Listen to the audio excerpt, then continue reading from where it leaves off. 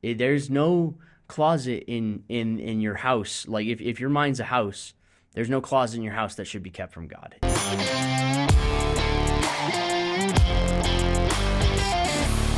What's up, guys? My name is Josh, and I'm the worship pastor here at New Hope Community Church. And I am joined today by Sam, who is a part of our worship band. He plays many instruments. Sometimes he plays guitar, sometimes he plays piano. He's going to be playing bass at a Christmas service for one of them. And yeah, he's a man of many hats here.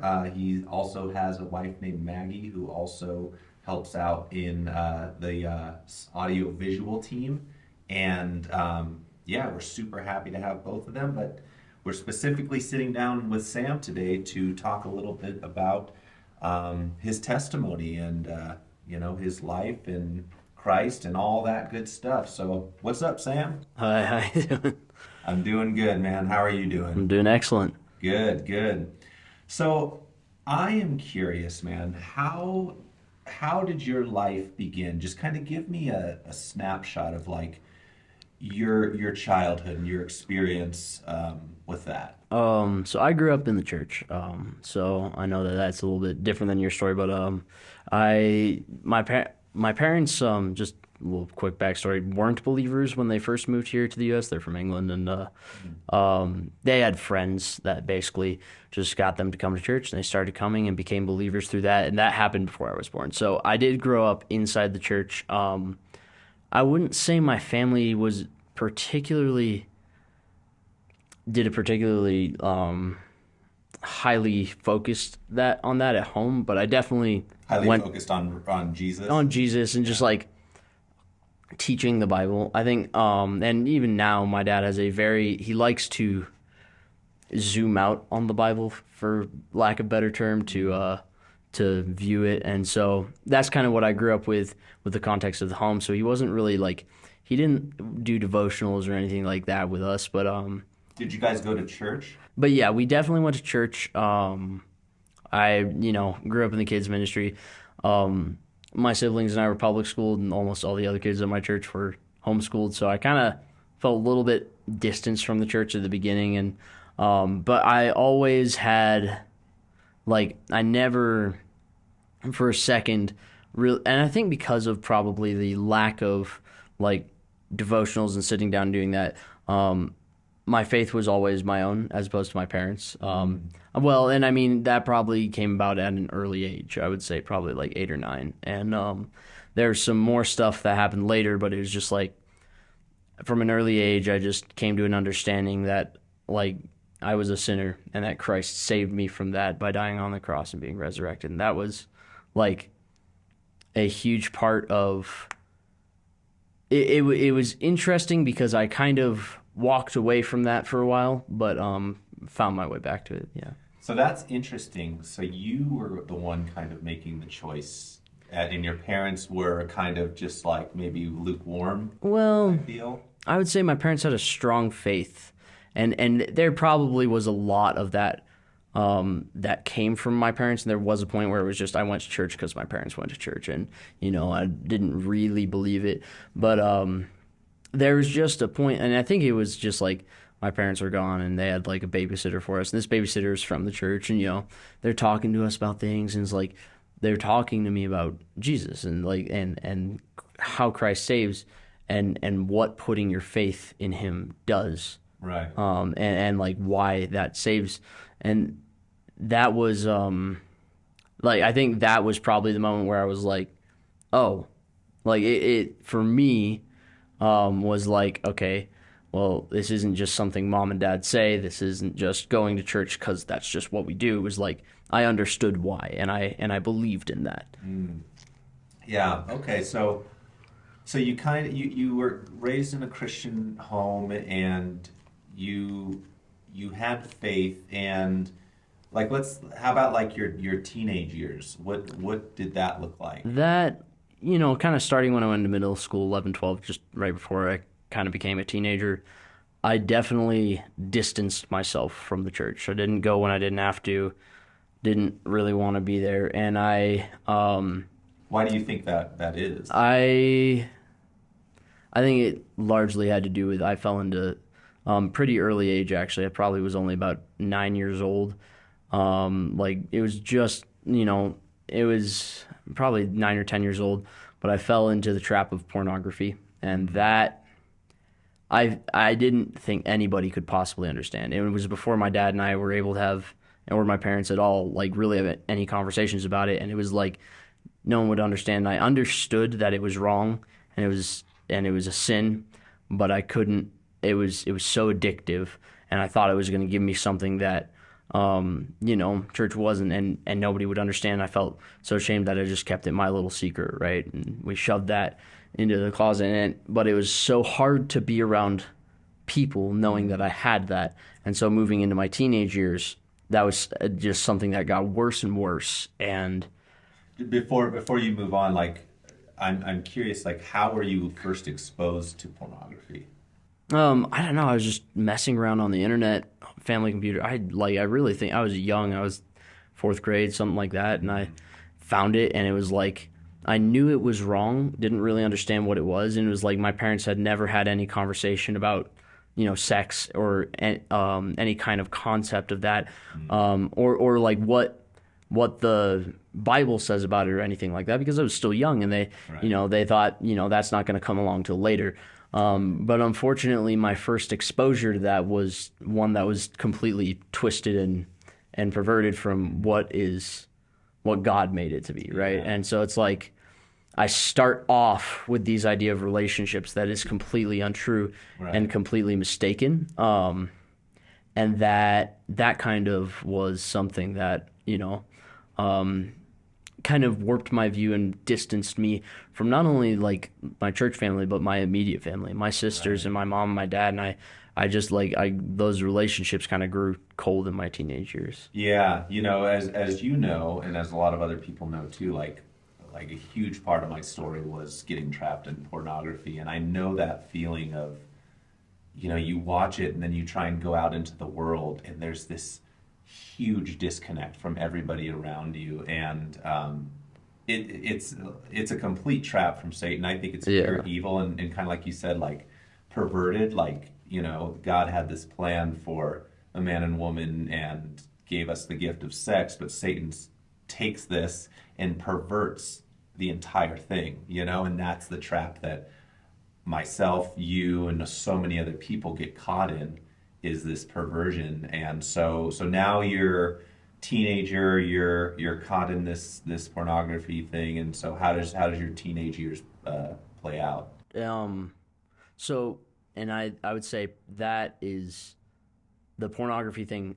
It just got worse and worse, and that disconnect from people kept getting bigger and bigger. And I think, um, you know, that and I think it was because I didn't understand that it was something anybody else struggled with. I felt alone, and it's because nobody ever talked about it with me, and nobody ever does talk. Like, and I mean, people do, and I think that's like one of the things I love about our relationship and just being open about that in the test in our testimonies is people need to know that if they're in that, they're not alone, and there are people who struggle with that, and it's not like you're going to be unloved by God because of that. See, Satan wants you to believe that lie that you can never speak of this Oh or yeah. everybody will turn Oh yeah. against you. And the crazy thing is like, like myself or you, when you do expose it, you realize it was a lie the whole time. Like, oh my gosh, it's actually freedom. And not only are you not pushed away, you are embraced by most people. Like Yeah. I can't think of one person that has looked at me and turned away from me because I struggle with Yeah. that. Like Yeah. it's been quite the opposite. So, I say that to people, like if you are struggling with pornography, you got to bring it out of the darkness or Satan will control you the whole time. You have to expose it, even if you're still addicted, go to somebody you trust and say, hey, I'm addicted. And then one day, you'll get pulled out of it, through Jesus Christ, hopefully, and it will not be this trap anymore. The trap is when it's hidden, and that's what I felt. So it sounds like you were experiencing that. Absolutely, and I think what you just said about like you need to come forward, and I think having and it was unfortunate that I found it so early because it meant I didn't have a comfortable relationship with my dad or with anybody at my church. There was no one I felt like I could go to, and that's like on the flip side of that now is why every young boy, teenage guy, every guy in my life, I want to make them feel comfortable around me, and I want them to know that I'm there for them, so that if they start struggling with that, or if they have been struggling with that, that they feel like they can come to me. And I would encourage everybody in the church, specifically of men, to really hone in on that, because if you have a support group and an accountability people, and people who are like, hey, I'm praying for you with this, and I want to help keep you accountable, and let's keep each other, and you have someone you can trust, and you know that they're filled with the Holy Spirit, that is it makes a world of difference to that. Yeah, and the scary thing is that, at least in my case, and I'll hear from you in just a minute, but like it progresses. It doesn't stop. You don't hit a point. It's like any addiction. Like one moment you're drinking alcohol, and then 5 years down the road you're addicted to heroin on the street. Like it's the same type of thing. Yeah. And I've noticed, like, right before, Jesus came into my life, it was progressing to a dangerous point, because Yeah. the imaginative now becomes physical. Yeah. And you're playing out this perversion on other people. And so it's not like it's not only something that you're going to struggle with, like you're going to hurt other people Yeah, around you. it's not only destructive to you; it's destructive to people around you, and not even in necessarily romantic context. I mean, like Yeah. it like what we were talking about before. It isolates you from people, and it makes you treat people differently and view people differently, and that's like it's such a huge thing Yeah. to do that, because it's like when it just, like I said, it's a perversion of what God has created, and anytime that happens, it never plays out in a way where you're relating to people and treating people the way God wants you to treat them. And so I wasn't treating people like that in my life. And that kind of addiction, it progressed, and it drove me to something which was worse, which was I felt shame about it. I knew it was sinful, but I couldn't get myself out of it. And I didn't feel like I could ask anybody for help. Yeah. And so, and this is something else that I think that Satan lays for traps for us, is I fell into the trap of feeling suicidal. And that was, I'm ruined goods. God can't use me. I'm hopeless. So do you think that was a direct connection with the pornography, the suicidal ideation? There was a lot of things that contributed to that, honestly. Pornography was definitely one of the leading things. I had experienced some physical abuse with my dad growing up, and he was just an angry man. He's completely changed now, and I'm so glad to see that. But it's and God's worked in his life in that way. But it's just at the time he was angry, and he got very physical, and he just was so that isolated that relationship anymore, that I didn't feel worth it to my parents. And if you don't feel, and that kind of was like, if my parents don't even want me around, then who would, right? And so it wasn't a way of that felt my life was particularly horrible in any way, or like I was suffering so much. It was, I felt worthless. I felt God can't use me anymore. And I think the enemy lays these traps in life to make you feel like that, because ultimately God uses us, and he does great things through us, because that's and he helps us share our testimonies like we're doing now. Right. Like if I had fallen into like and succumbed to suicide, and I had done that, I wouldn't be here to share right now. And that's another thing that just like, if you're struggling with that, don't wait. Go to whoever is in your life, and I would really encourage it to be a believer, because man, and I will just say this, I pray every single day that God will help people who are feeling that way, because it's like that is such a dark hole to fall down, where you believe you have no worth anymore, and that you should just end yourself and remove yourself from the world. Because if that did happen, then Satan has won. It's all part of that trap. Like, what can I bring into your life to make you feel so worthless, and even better, suicidal? Then you end yourself, and now, God can't use you. Your thing is done. And like I can look at you and think of like how much you've done for God's kingdom just through this church that would have never been if you would have continued down that path Mm. of suicidal ideation and the pattern of pornography. And I mean, it's a complete trap. It's scary because you actually believe that you're worthless. And I Yeah. know that feeling of feeling disgusting and worthless and I'm fake, whatever. Yeah, and I mean, like the best way I can put it is like it got to a really low point where I just felt I'm a cancer in everyone, and I literally meant everyone around me life, and I need to cut myself out. Hmm. And I came close a couple times, and um, I said something to someone over text once, and I said I think it's over. I think I'm done, and I think I need to just make everybody's life better and leave. Hmm. Um, and I left that conversation and they freaked out and called the police. And the police showed up in my house. And I'm like, 13, 14 at the time. And they took me to a mental hospital for a few days. And it was horrible because the people at the mental hospital um, they're like, oh, you know, what can we diagnose you with and put down on paper? And what medicine can we give to make you feel better and treatment and all this stuff. And it was like, it was devoid of God, and it was like that was like the thing is like I think I came to the end of that, and I was like, none of this is making me feel better, and it was like because there is no real cure. There's no real cure to that other than Christ, and like that's like, and it's not like I've never felt that way since I turned back towards God Hmm. again, but it's like ultimately I had lost hope and I'd lost sight of God and Christ and His plan for me, Right. and I'd lost sight of the fact that God loves me. And it's like, and not just loves me as a brother loves a brother or even as a parent loves a child. It goes so much deeper than that. Like sit on like and it took me a while to grasp this concept, but the creator of the universe sacrificed the most precious thing to him, his son, because he loves you that much. Yeah. That is an unfathomable kind of love. Like it goes beyond all human reason. It's not something I think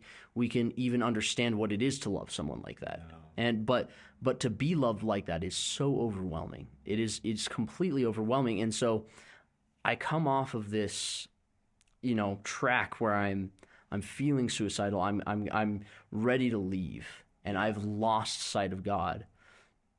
And I'm feeling a bit empty inside, and I hadn't gotten to the point where I'd started to really sit down and contemplate that love, and that's I started to move into back into church, and that's kind of when I started playing guitar. Okay, so you hit that point, that low point, and blessing in disguise, your friend calls the police, and you're faced with this thing that you're dealing with. So so yeah, jump into how Jesus comes back into the picture. It's just, man, it's just crazy. It's I my parents are monitoring carefully. They took away my phone. They just like, we need to shut life down because like How old were you? I was 13, 14, and they Okay. took away my like everything, like kind of like shut stuff down because and I mean, I'm not saying it was the best way to deal with it. I'm not saying it was the worst way to deal with it, but it was like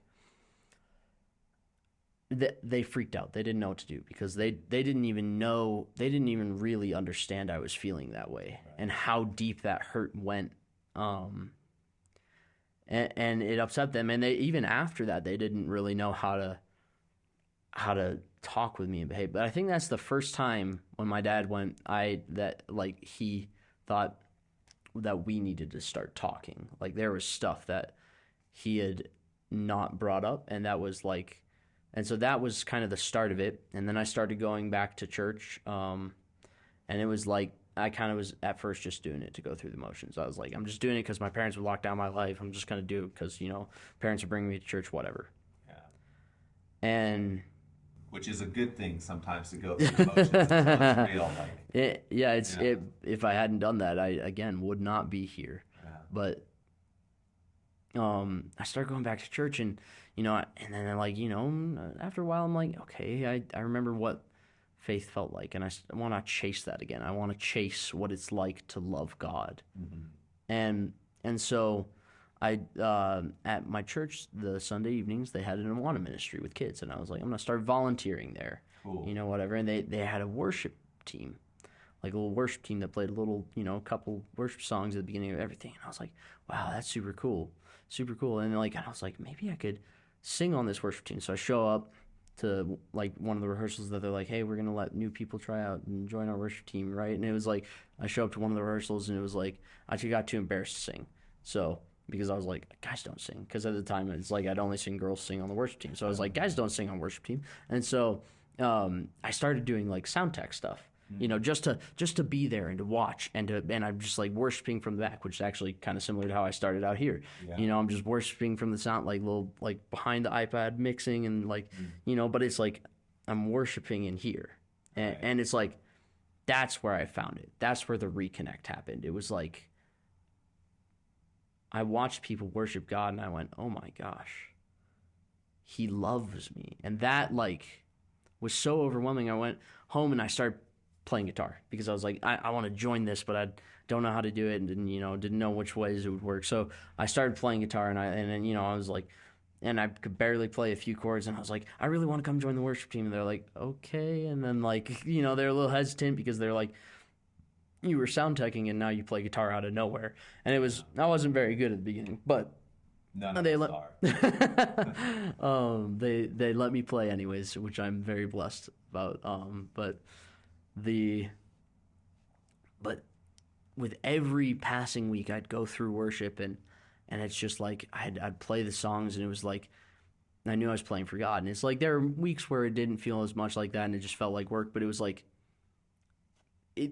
overall the relationship grew deeper and deeper through that. And that path and that reconnect happened, and I said, to myself, it was just like, I love Jesus, and I remember what it's like now. Like I wandered so far away, but I'm coming back to this, and so that was a special thing that happened. So it sounds to me like, you were going one direction, which in my experience and my viewpoint is like you're just stagnant forever. You're just stuck in the addiction, and now you're out of this, and you're taking a new approach, and then God reveals these musical gifts. Because I will say, like, you have that gift. Like God placed that within you. I see, and not only because of your skill, which you are skilled in many different instruments, but because of your passion for it. Like that passion you have for God, God put that in there. Like that's the tool to worship. It's the same with me. It's like when we play music, it just feels like this is where we belong. It fits, it makes sense. And, you play music for fun, it's one thing, but when you play music for God, it literally, it's like, me being in like the Hollywood scene, like I'm basically worshiping myself and asking everybody else to worship me. But then I'm only me, or you're Yeah, only you. We only go so far. But when we use those gifts to worship God, it's like universes of worship. It's so much more intense and fulfilling than any other form of music. And we have these gifts that God placed in us. So now you're here, you have this gift and this passion, and you're exploring it, and it seems to be building you up in Christ, right? yeah, and that was. Yeah, and that was so key in part of my transformation. Worship, like music, changed it for me because it was like I started it just because I wanted to join the worship team, and then it was like once I was worshiping and truly worshiping, and I didn't have to think as much about the playing anymore. It was like I got to this point, and it struggled to get there with a group for a while because you have to figure out, the kinks of how to work together as a group and all this stuff. But on my own, where I would just sit in my room and I'd play guitar and I'd worship, and like tears would fall down my face because I'm just so overwhelmed by the glory of our God, and I'm so overwhelmed by the love that He's given us, and it's like, and so I just progressed with that, and it became a thing of, okay, so this is how I worship. Now, how do I serve in worship? How do I share this beautiful thing that God has given me and help other people experience this with God and recognize His love for them? And I think that that happened around high school, and I started going to youth group, and it was just started fell like at the beginning of high school, started fellowshipping with other believers outside of worship team, and just spending time with people and learning who they are, and laughing with them and enjoying their company, and that was like, wow. I have like friends and like all these people who I've previously felt isolated. They wouldn't understand. They wouldn't understand. It was like we're coming into each other's lives, and we're sharing each other's struggles, and being there for each other. And that was a special thing that I had learned, and got with those people. And it's awesome what believers can do when you put them together. Oh yeah, no, I totally get it. So now, so now you're in the worship band, and does the suicidal ideation and the pornography, does that go away immediately? Does that fizzle out, or does what happens now with that? At that point in your life. It's so at that point, I'm in high school. Um, Pornography had been just like a coming and going thing, and it gotten less and less frequent, but it had not gone away, and it's still at this point something I haven't shared with people, because it's like, oh, but they'll never let me be on the worship team. They'll never let me be in their youth group and fellowship with them and enjoy time with them and study the Bible with them, because Right. that's the closet I won't let Jesus have. Yeah, and that's the lie from Satan. Yeah, When you that's expose this, everybody yeah, shuts you out. yeah. God won't love you. It's like, not only will not everybody else, but if you expose this to them, God won't even love you anymore, which is ridiculous, because God already knows. But The funny thing, just really quickly, is just because this is something that so many people that are watching right now are holding in, this thing that they're struggling with. And what you'll notice is you'll be bold, you'll be the one person bold enough to say, yeah, I was super addicted to this and it was destroying my life. And then all of a sudden they'll just start saying, me too, yeah, me too, yeah. me too. And then you're like, oh, okay, well now I'm not so alone in this. Yeah, and there were people in that youth group who were struggling with the very same thing that I would have never imagined. You would have told me, oh yeah, they're struggling with that right now too, and they need help, and I would have never thought. But and so that's why it's just like, when I think I definitely wasn't the first. I wasn't that brave, but I think one of my friends came to me and he said, yeah, I'm starting this accountability group for this, and I don't know if it's something you struggle with, but I know that there are a lot of people who do and don't say it, so I'm going to say it first. I struggle with this, and I want us to all, kind of help each other out with this, and then, pray about it and read the Bible about it, and spend time together and being accountable, and help each other overcome this sin, and help each other just, find ways to fill what was filled with sin with Jesus in our lives. Yeah. Yeah, and also too, and it sounds like it's similar to you. Correct me if I'm wrong, but I think there's a misconception of when Jesus comes in, everything's gone and you're just floating in Oh this my heavenly gosh. realm. And I'll admit, my encounter with Jesus was radical, life changing. Everything was rocked, but I still struggled with pornography after that, and it Oh, took yeah. years to de-patternize myself, even with having this intense love and knowing that I'm saved. Your body still has these Yeah. patterns. It's not It's so much. it's like you just have this innate yearning for this thing that you did, because you're like, oh, it'll just fix this. And whenever you have a low point, it's like, for me at least, whenever I felt bad, it was like pornography made me feel good once before, it'll fix me again. Right. And that's the thing too. And I think that's important to bring up is if God did deliver me from something immediately when he came in, but that was not one of them. But one way that I look at it, and tell me if this is similar to you, even sitting here as a worship pastor of a church, I know I'm not clear. Oh, yeah. It can always come back. Oh, I yeah. always have to be on guard. I always have to, you know, recognize that I'm not exempt. But I believe that God left that there for dependence on him. Absolutely. There's no possible way I could do it, because I've tried white knuckling it without God. Yeah. It doesn't work. It doesn't happen. But that dependence, daily dependence on God, your love for Jesus grows stronger than your love for your sin. So Yeah. the urge can come back in a wave, like a moment. It can be something as simple as hearing a sound, and it triggers something that you once saw. And but then it comes and then it goes. Yeah. And your love for Jesus becomes stronger than your love for your sin. So is that something similar that you Oh, experience? absolutely. It's every time, and this is something that still happens. I think about it, and it's like I could just, go do that right now. And then it's like every time I have that thought, I've just had to get in the habit of just pray. Just pray first. Before you do anything, just pray first.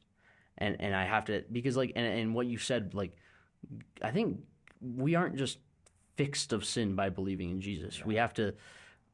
We have to depend on him to help us with that, because I tried the route of, like, kind of what you said, like, oh, I'm just strong-willed and determined enough that I will just quit cold turkey and it'll be fine. And it just didn't happen.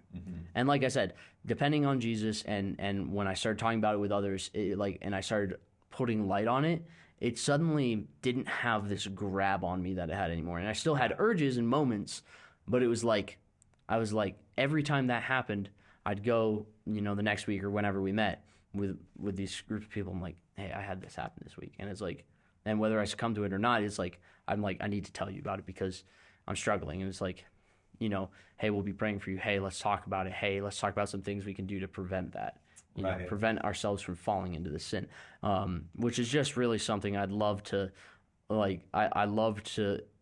I love that so much that they were willing to do that for me, and I was willing to do that for them, and that's just a very special thing that I think believers have over that addiction, that people who don't have Jesus, they can't understand that, because it's like, and it's unfortunate, really, because I know people who in my life who they're not believers, and I'm like, and they're like, I'm trying to get rid of this thing or deal with this problem, and I'm like, and it doesn't necessarily have to be pornography. You can plug anything into that situation. It's they're trying to deal with the symptom instead of the root, which is that I sin and I need Jesus. Right. And I always try and point them back that direction. They're like, well, and they just, again, see it as a solution for the symptom. Well, it's just not going to, well, that might have worked for you, but that's not going to work for this little instance of this thing that's going on right now in my life. I'm like, what you don't understand is these things will keep coming up until they're overwhelming. They bear this overwhelming weight on you that you cannot handle. You will succumb to sin. And when you recognize that, and you recognize that you are a sinner, and you're not capable of doing anything about it. Yeah. That's the spot you have to be in to turn to Jesus. It's honestly, you have to be hopeless before you can see the light at the end of the tunnel and have hope. Yeah. And that's the interesting thing, because I went to SAA, Sex Addicts Anonymous, before I was a Christian, and what we did there is we'd count days. How many days? And I just watched, time after time, people falling, because it's a white knuckle game, and you can go an amount of time, but you're never at peace. No. And that's what I found, is like, I'm never at peace. But then Jesus comes in, and like, I remember when I couldn't go 2 days without doing it. Oh, yeah. By 2 days, my whole body would be screaming. And it's Jesus who creates that supernatural way.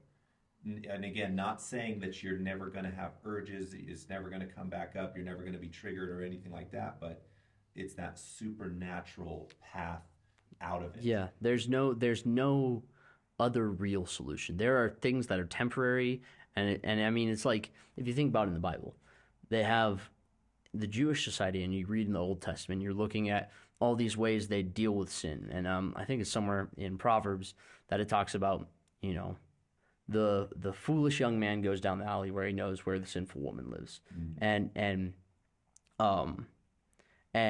the woman, is like, hey, my husband's out of town, sleep with me tonight. I just went to the temple and repented for all my sins. So it's not, and it's like the best analogy I've heard for it is like, she's sitting there going, it's time for me to fill my sin bucket back up because I've just dealt with it. And so it's like, so you might have moments where you're like, I overcame it, whatever, I'm succumbing to this time. And you don't have you can go back and try and do things to fix it or stave it off or whatever. Right.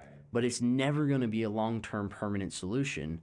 It'll only just lead to you crumbling under the weight of it again, because you can't do it by yourself. Yeah. You have to depend on God for that. And it's like, and that's, and that kind of tying it back into the suicide thing, that's something I really like. Even now, I say things that I'm like, that's not from God. You gotta pray on that. You gotta think on that because it's like I like self-deprecation was something that like I think of the suicidal ideation was an afterthought because it used to be I genuinely hate myself, and then it just turned into well I just say things like I hate myself, I don't like myself, I'm the worst, like all these things, and I had to just like every time I said something or thought something like that, it was like you have to depend on God, and so it's like when it comes to sin issues, and I think specifically pornography because it's so addictive there isn't and if you think there is just like a magical trick you can do to snap and make it go away, there isn't. And that's the unfortunate truth is that we're human and we will have that innate desire to sin. And especially with pornography because it's so addictive, we're going to go down that road. And so the only way to resist that is to depend on Christ. Right. No, that's well said, Sam. And so just to kind of recap, so like you have your childhood in the church, pornography comes in the picture, you isolate, you get suicidal ideations mixed with this porn addiction, it hits a breaking point, you go into the mental hospital for a couple days, now you're here and you're in the worship band coming back to Jesus. Now let's talk about kind of how you met your wife and how that this is the fun part of the story. Kind of snowballed into getting your life back to Jesus, and then you meet your wife. Is that kind of how it worked out? Yeah. So it's just like so moving into high school. I'm starting to go to this youth group. I'm starting to have this accountability. I start dating this girl. She's not a Christian, but she's in high school and she likes me. And girls didn't like me before, so I was just like, whatever. It's exciting and new. Yeah. And then, about 6 months, it's like I broke it off, and it was like, why did I break that off? It's just like I'm sorry, I can't do this anymore. She was really upset by it, and I feel terrible because I hurt her. And I went to her. Why did you break it off? I didn't know it at the time. And I didn't know how to say this at the time. It's because she's not. It was because she wasn't a Christian. And it's like, I was trying to look down the road of time. And I was trying to see, can we build a family together? And can we? And it's like, and the thing is, it was like, well, maybe I could just, tuck away that Christian part of my life. And that's my thing. And it doesn't have to be part of our relationship. That's a terrible idea. Jesus for anything. Oh yeah, that was just the wrong way to view that. But it was like, and then I started like later in the relationship going, well, maybe she'll change, maybe she'll come around, and it was like she didn't want to change, and it was like, and while I loved her and cared about her, I could not love her in the way Christ wanted me to love my wife, right? And I knew that, and it was like we had to be on the same page about some things. So I later had this conversation with her, and that went over, and I kind of just like left feeling a little confused about where to go, and it was like I just come to this point where I'm like, I'm not interested in like looking for a relationship right now. I went to England for just by myself without my family for about 6 months, and it was like I was taking this time to just go explore and like figure out how to kind of I was 16, so I'm like trying to figure out how to become an adult in some ways and like figure out some stuff for myself, and it was a big defining part of like before that it was like I was a really shy kid. I was like I didn't want to talk to people, and I felt really inwards, and now I'm like the most chatty person I'm sure, but it was like I spent these 6 weeks, and I'm like, who am I going to become? What kind of man am I going to be in Christ?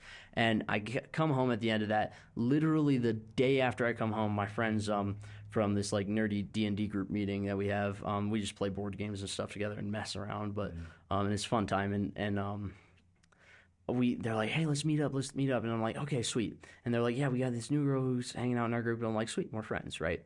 And we meet each other, and it's like, I walk in the room, and it's like, this is just after I spent 6 weeks learning how to socialize and communicate with people and not be a nervous wreck in front of people. Right. So I'm like, hey, how you doing? My name's Sam. And she's like, it's Maggie. Nice to meet you.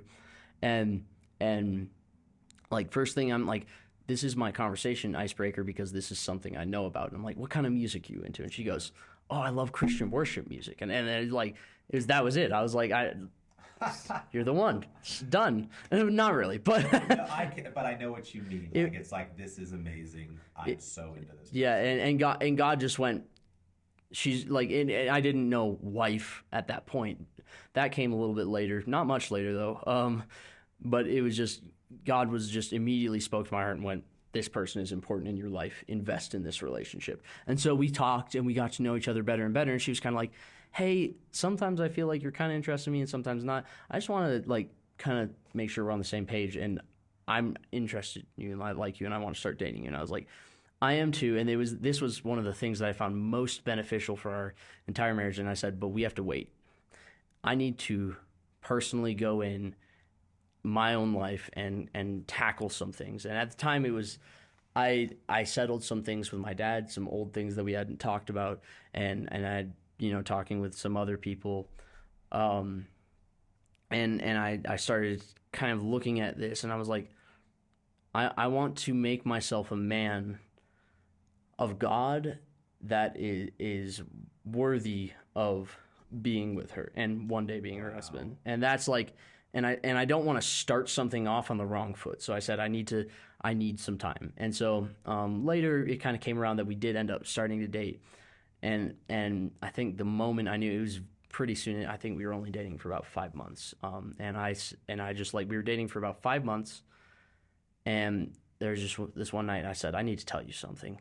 I have really struggled in the past and like even as recently as a couple months before this with pornography. Wow. And that was something I had, told a couple guys and really not much, nobody else. I'd given that up to Jesus and a couple guys. And it was like in my previous relationship, I would have died if I had told that girl that, because it was like so humiliating and so embarrassing. And I went to Maggie and I said that, and it was like, I don't feel like I have to pretend around you. Mm. You know that I love God, but you know that I also struggle.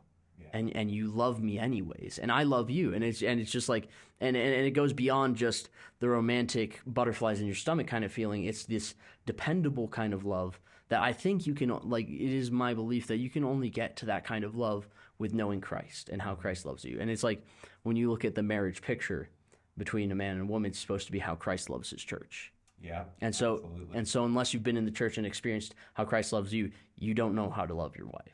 So how did she respond to you telling her that? Extremely well. I was shocked. I was like, she's gonna break up with me right now, right this minute, and then she didn't. And she was like, I understand. I just want you to keep being honest and open with me. And I want you to, like, I want to work on it. And I'm not like, it's not like I want this in your life, but it's like, I want to support you and love you, and I want to help you overcome this and help you depend on God for this, and help you turn to God. And it just was like, when that happened, I was like, she was invested in me, and I became invested in her. And that was super important in our relationship. And it was about like a month later, I was like, okay, I'm gonna buy an engagement ring. And then I had to sit on it for a while because just logistics of getting married. And then now we're married. So yeah, man, that's fantastic. Well, one thing I just want to touch on there is it's so important because it can be it's your personal struggle, but then you bring somebody else in, like keeping pornography a secret in your marriage.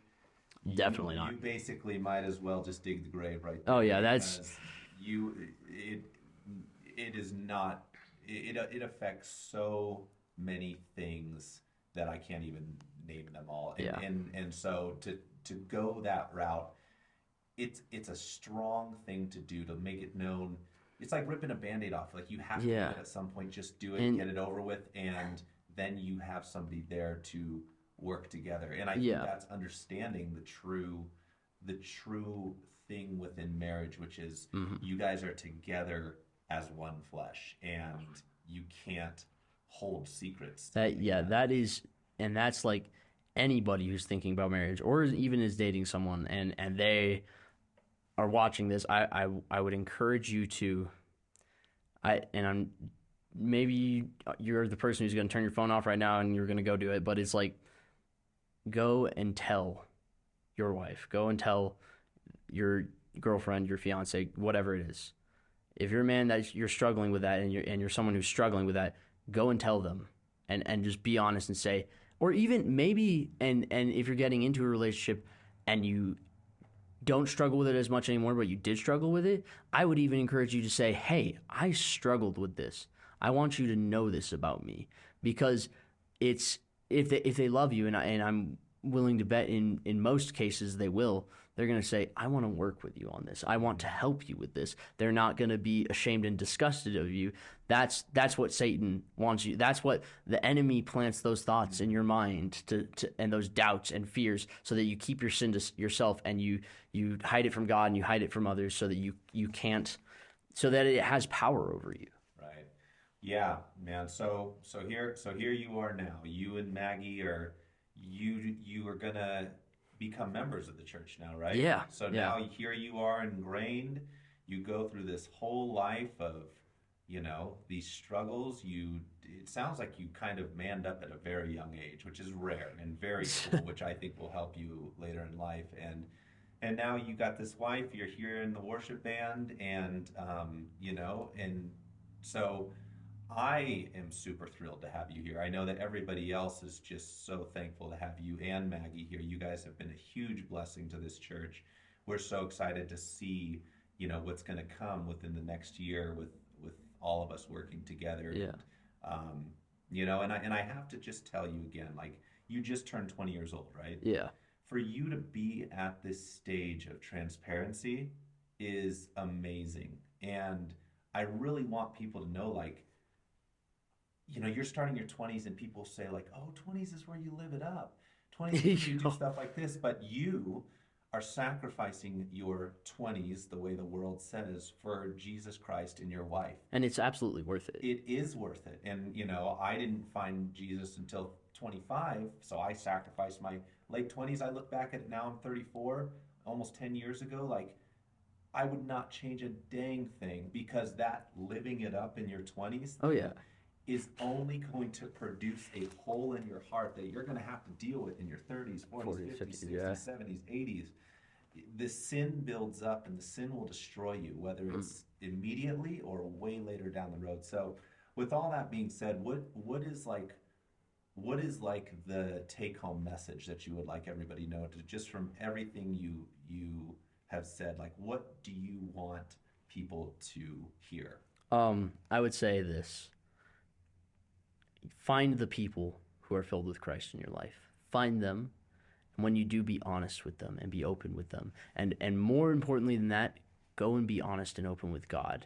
And I know you feel like your sin, this shame, is something that is unbearable and no one would understand. But trust me, there are people out there who know it and have experienced it just like you, and they want to help you. They want to love you. They want to be there for you. God is waiting at the door to your heart, and he wants to love you and be there for you. So open up. There's no closet in your house. Like, if your mind's a house, there's no closet in your house that should be kept from God. It's not something Jesus is going to come in and condemn you for. It's something he's going to come in and love you and work on you with. Yeah.